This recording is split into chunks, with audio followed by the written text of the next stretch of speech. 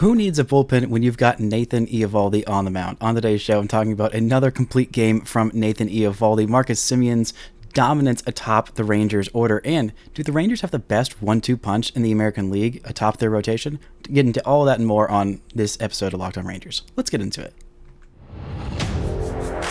You are Locked On Rangers, your daily Texas Rangers podcast. Part of the Locked On Podcast Network, your team every day.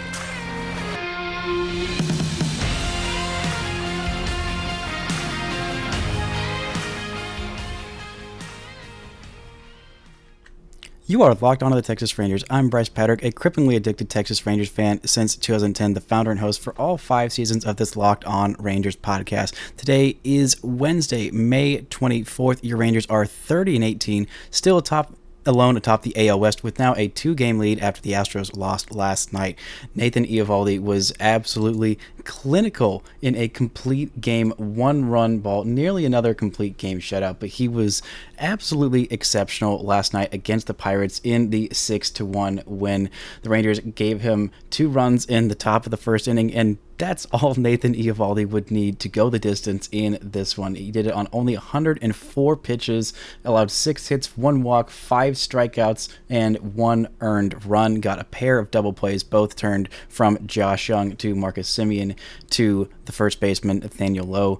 Beautiful, very similar double plays, but Nathan Eovaldi just on another level since Jacob deGrom went down with his injury. The last 5 starts, he has pitched 41 2/3 of 45 possible innings his last 5 starts.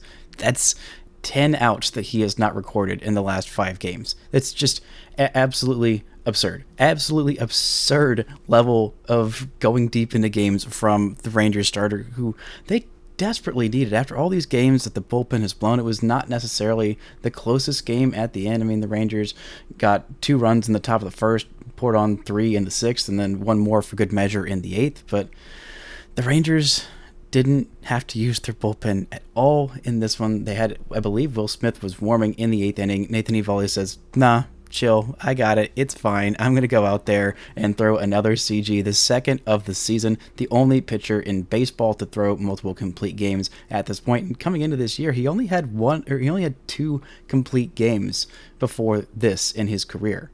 And now he has 2 this season. He has just been on another level. The last 5 starts, he has a .86 ERA. That's 0.86 in his last 5 starts. He has just been incredible, and it seems like the last couple of starts he's been a little bit sacrificing strikeouts for some soft contact. In most of these games, he has not struck out more batters and innings pitched in this last 5-game stretch. The only exception being against Oakland when he went 8 2/3 and struck out 12 on 113 pitches. But it's been effective for him. When you get 2 double plays and you're getting a lot of weak contact and ground balls, then that's a pretty effective way to go deep into games. And no, normally we love strikeouts from the top of the rotation, and he's gotten them at decent rates this year. Not quite the level that I was expecting, but it's fine when you're going that deep into games. He has a 2.0 baseball reference WAR this season, a .260 ERA in 10 starts, 69 in the 3rd innings, leads all of baseball, and is very nice as well. But so far, 0.4 home runs per 9, 1.4 walks per 9, 8.6 strikeouts per 9, which is it's a fine rate, and I think it'll continue to go up. But if he's going 7, 8, 9 innings every time out, then I'll take 5 strikeouts. I will take 5 strikeouts easily, especially if it's 1-run ball and a bunch of weak contact from a pretty solid Pirates lineup. This is just exactly what the Rangers needed. When Jacob deGrom went down, you thought, okay, Nathan Eovaldi hadn't been all that impressive at that point. I mean, he'd gone 6 innings in his 2 starts before that, but it just wasn't quite enough. But that complete game shutout against the Yankees, that kind of turned things around, was a signal, oh, this Nathan Eovaldi guy is different. I wasn't super excited when the Rangers signed him I believe it was on Christmas Eve, when they finally came to that deal, or it was the day after that it was announced, and you thought, okay, sure, this is the last guy, and this is the 6-man rotation the Rangers are going to go with. Okay, I guess that makes sense. He's, his best season was a 380 something ERA where he had a top 10 Cy Young finish, and I thought, really this guy? this guy had a top 10. Those numbers got him a top 10 Cy Young finish. But seeing him on this tear, which arguably is the best in his career, I would say pretty firmly the best 5-start set of his career. I mean, this guy is just on another level. It doesn't matter what lineup he's facing. It doesn't matter who he's facing, whether it's the A's or the Jays or the Rays. It does not matter. I mean, he hasn't faced the Rays or the Jays. He has faced the A's in this stretch, but I think it wouldn't matter if he faced the Rays or the Jays. He has just been that incredibly dominant, going deep into these games. This is what the Rangers needed from him. They needed somebody to step up, be like, hey, if Jacob deGrom's not out there, if Jacob deGrom is hurt when the Rangers get to the playoffs and they need a Game 1 starter who's just going to go and take the hill and absolutely dominate you, Nathan Eovaldi can do that. His 2.60 ERA is in the top 10 of the American League. He has just been so dominant and so necessary. A huge weight feels like it's lifted off the Rangers' shoulders. They also got to 30 wins last year. It took them until June 16th to get to 30 wins, and as we keep going down these 10-win barometers, it's going to be much further along in the season that the Rangers took to get there. But I mean, Nathan Eovaldi atop this rotation has just been so needed of what he's been doing. He has not allowed a lot of hard contact. He just was getting swings and misses, 9 swings and misses for him in this one. The fastball's working, the splitter's working, cutter, curveball, even the one slider he threw pretty much worked. Everything just looked fantastic from him. 3 swings and misses on the splitter, 3 swings and misses on the cutter, even got a 1 swing and miss. The one slider he threw got a swing and miss on that. So I mean, just felt like everything was working for Eovaldi in this one. A pretty big strike zone from the home plate umpire. Felt like it was a little more generous to Rich Hill than it was to Nathan Eovaldi, but that's neither here nor there. It didn't really end up mattering because the Rangers won by 5 runs, and when you got Nathan Eovaldi on the hill, you score 5 runs, you're going to win pretty much every game with the tear that he is on right now, especially when you get that leadoff triple from Marcus Semien, who's just been incredibly consistent at the top of the Rangers lineup. He got his second triple of the season, was driven in by an infield single from Corey Seager, which kind of worried me. There was some news that came out, I think it was reported on the broadcast, and then Bochy kind of talked about it with how he approached Corey Seager when he's coming back from the hamstring injury. It was like, hey, don't give it more than 80% on any of your running. Just don't do that. You don't want to re-aggravate it. Then it starts to get worse, and then he's going to be out for an even longer time. But it felt like he was giving a little bit more than 80%. Corey Seager is not necessarily the fastest runner in all of baseball. I don't think he's necessarily slow. I just think that he doesn't really... Corey Seager is in the 21st percentile of sprint speed in the league. It looked like he was given a little bit more on that infield single to score Marcus Semien.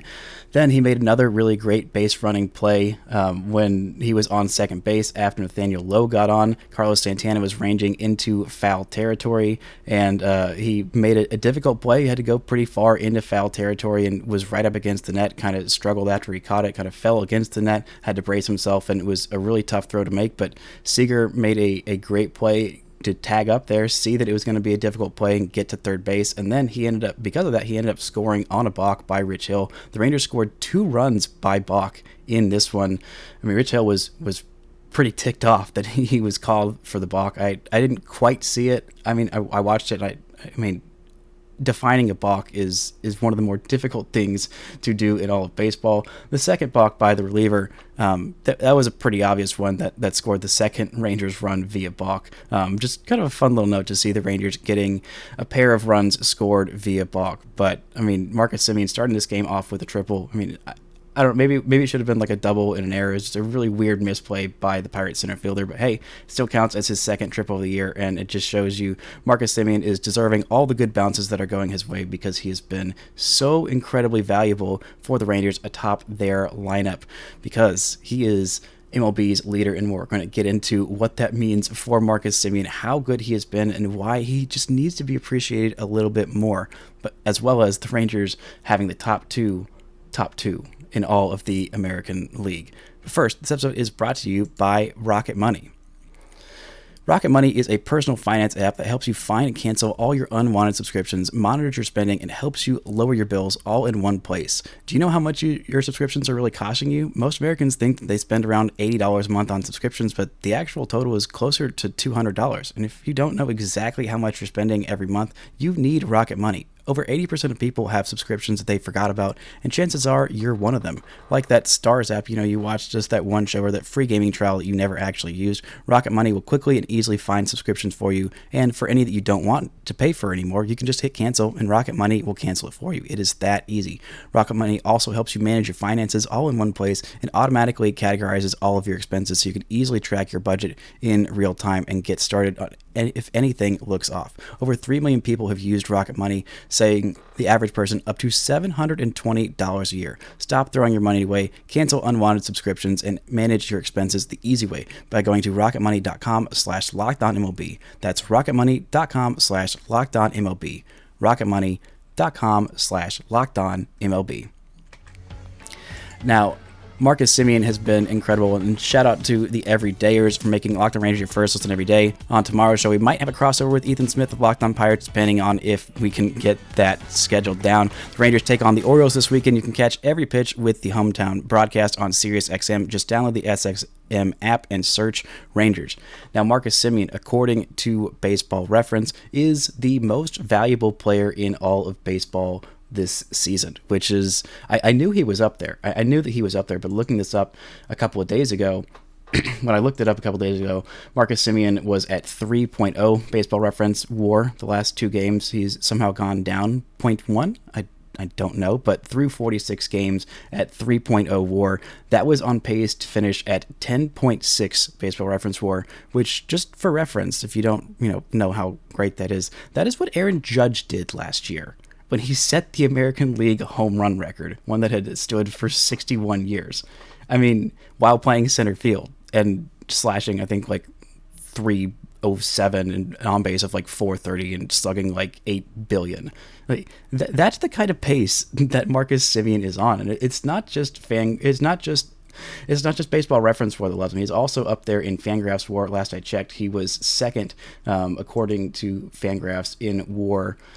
Behind just Ronald Acuna Jr. He has now slipped behind Sean Murphy somehow. Sean Murphy is at 2.5 WAR, Marcus Semien at 2.4, and Ronald Acuna Jr. at 2.6. So still an elite pace for Marcus Semien. And through that 46 game pace, he was on pace for 8.5 Fangraphs WAR. By the way, both those, in case you didn't know, those are very, very clearly be career highs for Marcus Semien. I mean, the guy has just been so consistent, and when you look at some of his advanced numbers, they don't really jump out to you. It was kind of like this a lot last year. I mean, his barrel rate is in the 15% of baseball. His expected WOBA and expected slugging, both of those, in the bottom half of baseball. Expected batting average at 56th percentile, average exit velo, 41st percentile. The only thing that's really up there is hard hit rate, 55th percentile, expected batting average, 56th, and then the walk rate is in the 67th percentile. That is something that he has really added to his game this year.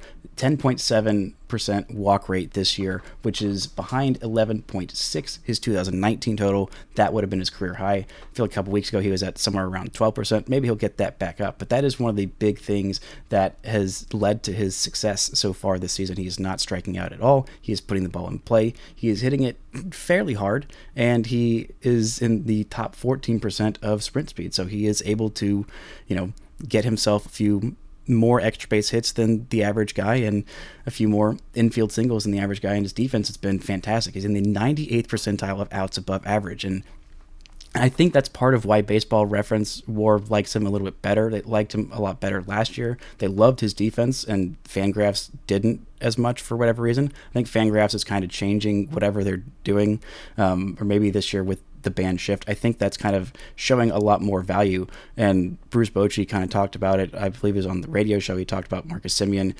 basically being a shortstop that's playing second base, and this year with the shift change, that's necessary. That is a huge benefit for the Rangers. His defense at second base is elite. It's only his third year playing there every day, but I mean, he won a Gold Glove the first year playing there every day. Last year he's pretty solid. I think he was a Gold Glove finalist. If not, he should have been.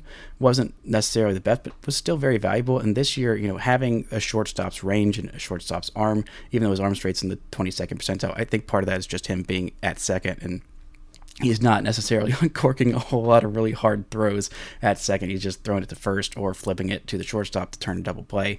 Like, he's not really showing off how strong that arm is, which is pretty strong, as we saw when he was a shortstop with Oakland. But still, his defense, his offense, his consistency, his everything, his playing every day in the lineup is just such a huge thing. It's not something that we see from everybody, and I don't want to denigrate people who aren't playing every single day. Major League Baseball is really hard, and I think taking the occasional day off is good. We see Adolis Garcia get quite a few DH games and quite a few games off last year. I mean, we saw how much he trailed off his rookie year towards the end of the season.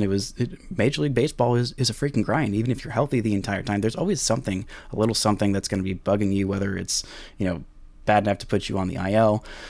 Everyone by the end of the year is suffering through something, and Marcus Semien takes such good care of his body, is so consistent with his routines, and he is just a consummate professional. I wasn't more excited when Marcus Semien signed than Corey Seager. I think I was more surprised because Marcus Semien came first, and then the Seager news kind of blew that away, but I held on to that because Marcus Semien was exactly the kind of guy that I thought could really help the Rangers, getting those guys up the middle, Corey Seager and Marcus Semien, your 1-2 punch atop your order.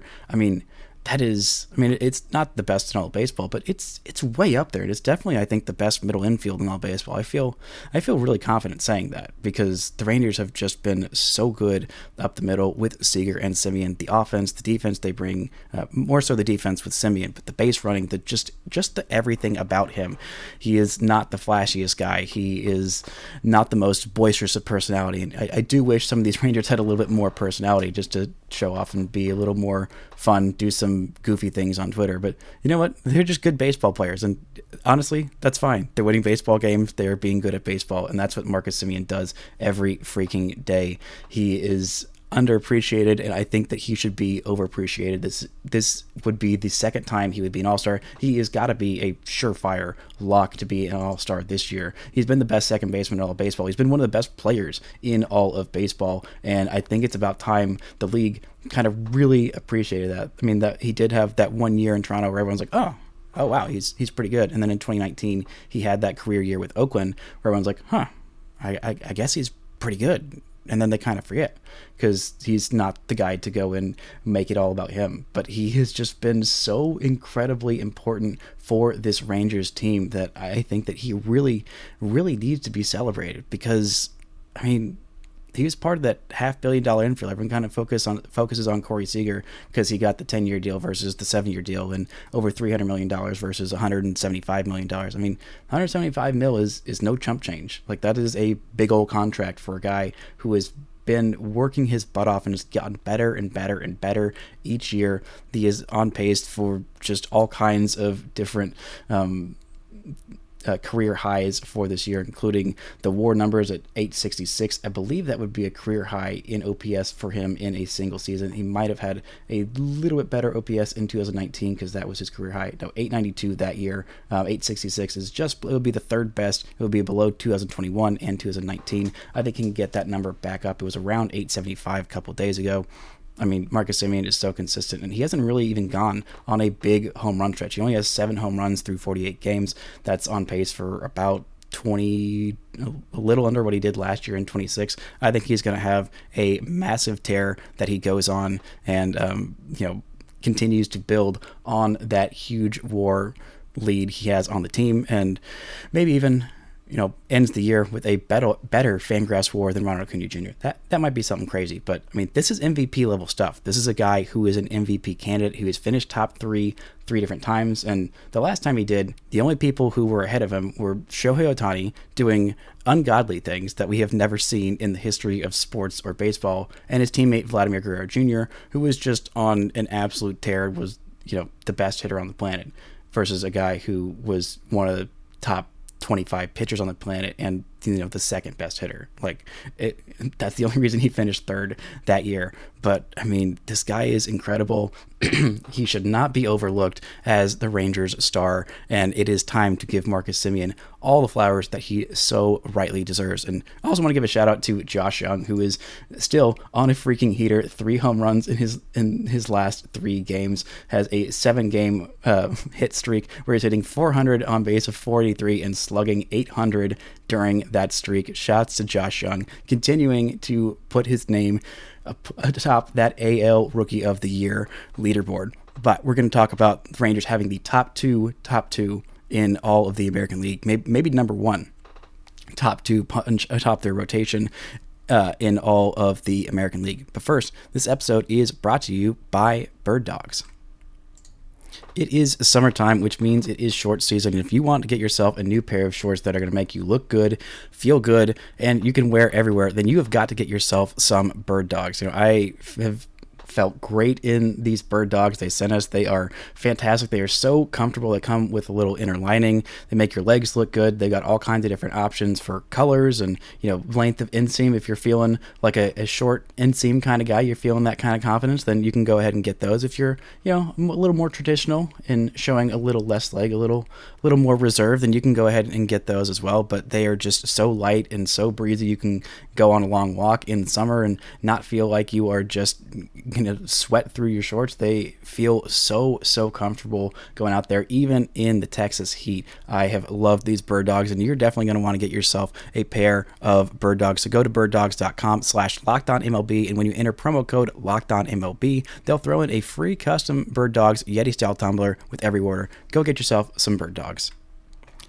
Now, thank y'all so much for making Locked On Rangers your first listen every single day. The Rangers take on the Orioles this weekend. On Friday's show, I'll be talking about what's going on in the minors. But in that Orioles series, you can catch every pitch with the hometown broadcast on SiriusXM. Just download the SXM app and search Rangers. Now, the Rangers' top 2, that is Jacob deGrom and Nathan Eovaldi. Talked about how great Nathan Eovaldi has been since Jacob deGrom went down. I'm assuming he'll still be this freaking good in the playoffs, but when it comes time to the playoffs, the Rangers, they have a 70% chance to make the playoffs according to Fangraphs, which is just a delightful thing to see, based on how long it's been since the Rangers have done that. But I went and looked up the top 2s for the guys who I think are the top 2 pitchers on their teams for all the teams in playoff positions, or that I think will eventually be in the playoffs. That's Houston, Seattle, Minnesota, Tampa, and New York. And the Rangers' top 2s stack up really, really well with all of them. I think John Gray is probably the number 3. I mean, look, the 1 through 5, 1 through 6 in this pitching rotation, and I think it stacks up very well, especially when you get to 4 through 6. But the top 2 as well is just chef's kiss. Jacob deGrom, Nathan Eovaldi, just so incredibly good. So far this year, according to Fangraphs, they have combined for 3.8 WAR. That's 2.8 WAR according to Baseball Reference. A lot of that is obviously Eovaldi doing the heavy lifting, but still, Jacob deGrom, still very valuable in those 5 starts that he gave the Rangers. Houston, they have those are the 2 guys who I thought that were probably the best top 2 in all of baseball. Christian Javier and Framber Valdez first, then Christian Javier. According to Baseball Reference, they have combined for 3 WAR, 3.0 WAR. Fangraphs 3.2 WAR. Seattle, Luis Castillo, George Kirby. I mean, you could make an argument for someone different, but those are the guys that I picked. I think those are the guys they'd start 1-2 in a playoff series. Combined for 2.8 bWAR, 3.5 fWAR. Minnesota. This is where I've been overlooking Minnesota. I knew their offense had been kind of bad and their starting pitching had been really good, but I mean, it has been incredible. Sonny Gray has been exceptional this season, and so is Joe Ryan. He's a guy who you need to look up because he has been fantastic. Pablo Lopez, I thought, would be their number 1, but I think these 2 guys, the way they're starting, are their top 2 that they would start in a playoff rotation. They have combined for 4.9 Baseball Reference WAR. 4.9. That's insane. That is 1.9 better than any other top 2 in here. The second best is Houston with Valdez and Javier. It's just insane. And you go to Fangraphs where they are still on top at 4.1 fWAR. That is exceptional. The Rangers would be, let's see, and then New York, you go to Garrett Cole and Nestor Cortez, which is basically just Garrett Cole at this point. Nestor Cortez has not been nearly as good as he was last year when he was an all-star. He has an ERA north of 4. Actually, it might even be north of 5 now that I think about it. He's just not been nearly as good this year. They've combined for 2.6 bWAR, 2.1 fWAR, and Tampa with Shane McClanahan and Zach Eflin, 2.6 bWAR and 1.9 fWAR. The fact that their fWAR is lower than their bWAR kind of surprises me, because Fangraphs like strikeouts and guys like Jacob deGrom, which, not that anybody doesn't like Jacob deGrom, but kind of has lesser value on the more contact, less strikeout, weak contact kind of pitchers, which is why Martin Perez had like a 5 WAR on Baseball Reference last year and somewhere around 2 or 3-ish on Fangraphs, which is a pretty big discrepancy. But I mean, 3.8 fWAR, that is second in the American League, just behind Minnesota and Sonny Gray and Joe Ryan. And Jacob deGrom hasn't pitched in a month. He hasn't pitched in a month. By the way, in case you missed that update yesterday, Jacob deGrom is going to throw another bullpen on Friday. He's going to start throwing some breaking balls. And I kind of changed my tune in thinking that, he should go and throw some rehab in the minor leagues. I kind of reevaluated. They were saying something about the broadcast of, you've only got so many Jacob deGrom bullets in the chamber, so you want to use all of them at the major league level, even if he's only throwing, 2-3 innings in a major league start, and he's kind of piggybacking with Dane Dunning.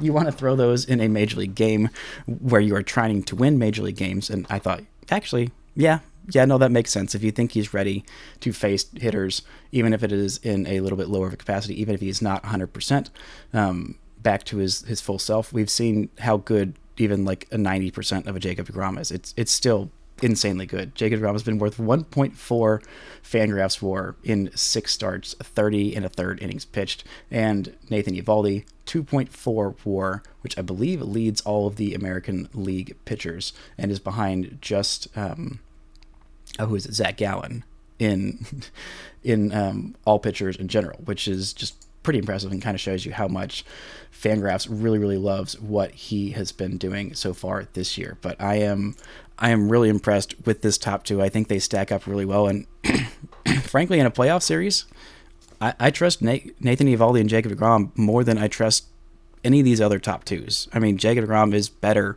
than anybody else in all of baseball. He is just the best pitcher in all of baseball. Again, when healthy, if he's healthy in the playoffs, that is a hugely great sign for Texas. Yeah, Nathan Eovaldi at 2.4 WAR is behind just Zach Gallen and is just ahead of Kevin Gossman at 2.3 Fangraphs WAR with Toronto. Maybe I should have included them in here, but their Baseball Reference WAR combined for like 1.8. So I was like, I don't know if they necessarily need to be considered there. Plus, they're, kind of far down in the American League East, which is a very, very tough division. Yeah, they're at the bottom of the American League East, so I didn't consider them or Boston because I'm not sure either of those teams is going to make the playoffs at this point. But, man, that is just such an insane thing to say, given where the Rangers rotation has been in years past. They have had a few dominant aces. I mean, having that 1-2 punch of Yu Darvish and Cole Hamels, I almost said Cole Reagans, of Cole Hamels and Yu Darvish atop their rotation in 2016 was just so incredibly good. And they had some pretty decent depth behind them there. This year, I think the depth behind them is even better. I think the lineup depth is incredible. Obviously, the bullpen is not anywhere near as good as it was in 2015 and 16. I think that problem might end up getting itself ironed out with maybe down the line we'll see Glenn Otto start to come back. I feel like it's been a little while since we've heard an update on him. I was really looking forward to seeing him in the pen, letting his stuff just go absolutely buck wild. But we are not seeing that, and I thought maybe we might get to see some other guys like who am I thinking of? Give me just a second. Zach Kent. How could I forget Zach Kent? Zach Kent is a guy who has been hurt basically since the start of the season. I think that he could have really helped out this pen. And eventually when he comes back, I think he'll be back in the near future. I know Emiliano Teodo is finally getting off the IL, and he has been hurt since the beginning of the year. Zach Kent coming back and performing well in AAA would be a good sign. Also, by the way, Mark Church got promoted to AAA. Probably the Rangers' best relief prospect. We'll see what kind of success he has there, and could help out this bullpen. But I mean, having a top 2 of Jacob deGrom and Nathan Eovaldi, I was not nearly as excited as I should have been with the Nathan Eovaldi signing. This stretch of 5 games have shown that Nathan Eovaldi is one of the best pitchers in all of baseball, and having him going in game 2 of whatever playoff series it is, whether it's a wild card, whether the Rangers actually win this division and finish with one of the better records in all of baseball, or with the best record in the American League and get a bye in that first round, then throw Jacob deGrom out there, game 1, Nathan Eovaldi, game 2, and this team stacks up with anybody. You can go up with a 2-game lead in any series, and that is a heck of a place to be, a heck of an amount of confidence that I have in the top of this Rangers rotation, which, boy, does that feel good to say. And with Marcus Semien at the top of this order, and maybe eventual Rookie of the Year winner Josh Young hitting 5th, this is a Rangers team in a very, very good place. Hopefully can take this series in Pittsburgh, head into Baltimore with a lot of confidence for a huge, huge series against a very good Orioles squad. That's going to do it for today's show. Thank y'all so much for making Locked On Rangers your first listen every single day. And until next time, don't forget to enjoy first place Texas Rangers baseball.